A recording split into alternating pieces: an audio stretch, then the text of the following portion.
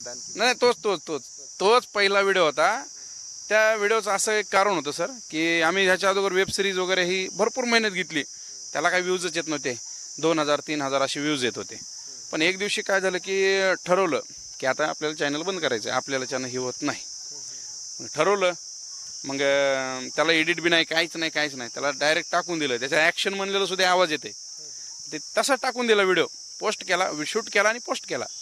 ते काहीतरी तुराट्या चोडते आणि एक जण येऊन त्याला मारते, असा व्हिडिओ होता. ते टाकला आणि मी झोपी गेलो.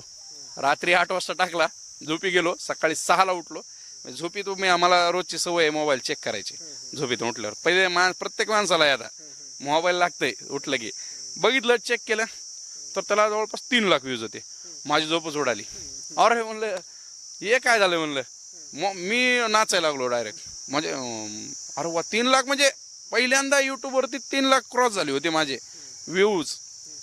मग त्याच्यामध्ये बघायला गेलो 2000 सबस्क्राईबर होते त्या टायमाला.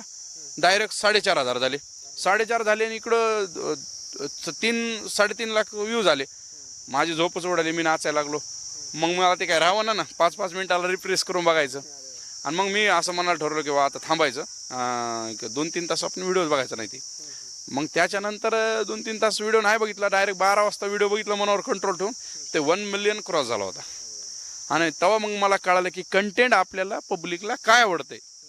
मग त्यावर ते व्हिडिओ चोरीचे आम्ही बनवत गेला. चोरीचे ह्याचे त्याचे कॉमेडी करत पहिला, दुसरा, तिसरा व्हिडिओ मिलियनला, चौथा व्हिडिओ मिलियनला. मग ती जी लढ लागली सर, 10 मिलियन जवळपास व्ह्यूज गेले सर्व व्हिडिओला त्यावेळेस.